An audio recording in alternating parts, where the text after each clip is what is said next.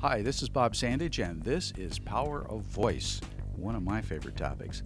And right now, I'd like to share with you a technique that I learned in a communication program and have used many, many times that is quite successful and somewhat counterintuitive. So it goes like this. If you're working with a client or even an associate or someone else who's really sort of having a little meltdown of one kind or another, and so they're yelling, they're screaming, they're making a lot of noise, and sort of our usual way of approaching that, or our intuitive way of approaching that, is because they're making big noise. We want to kind of bring them down and settle them down. So we talk gently and we talk nicely. And I don't know how many of you that has worked for when you're upset and somebody says, "Oh, just calm down. Everything is going to be fine." I don't know about you, but if I happen to be in that state, which does happen occasionally, that really honks me off, because what I'm hearing is somebody doesn't understand the urgency or the depth of the feeling that I'm having. So I get no acknowledgement, in other words. So one of the ways that you can do the acknowledgement is to match someone in their tonality and their pitch and the loudness and so forth. So somebody's coming at me and say, I'm really upset about blah, blah, blah, blah, blah, blah. What I might do is say, oh, I see, you're really, really upset about blah, blah, blah, blah, blah. And then I may take it down a little bit and say, well, would you be willing to sit down here and we could have a conversation about that?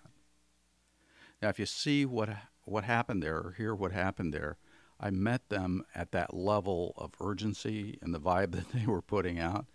And so I did a handshake. I said, yes, I get it. I get it. We're upset.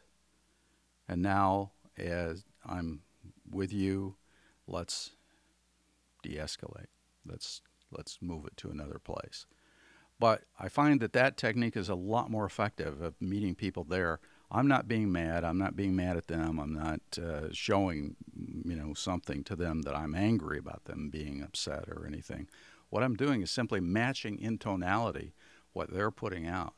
And that's at another conscious level, a handshake that says, oh, okay, somebody gets me here. So play with that. I think you'll find it very, very useful.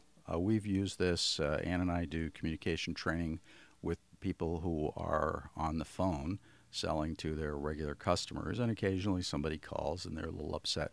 And this technique works very well on the phone as well. So you may be in a situation where you get a client's family member who's calling, and or anyone who may be a little bit upset.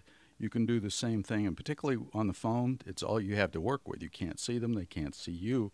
So by matching that tonality and then bringing it down, you really are at another than conscious level saying, yes, I get it. I understand the urgency of this. And now let's move to another place where we can begin to work this out.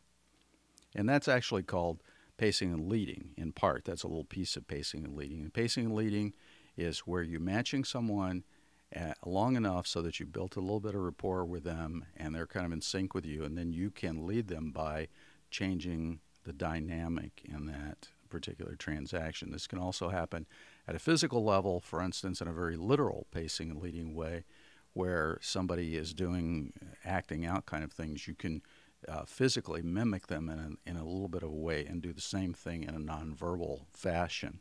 But that's for another tape. This is about voice, and we hope you'll try this technique, and we hope it's helpful for you.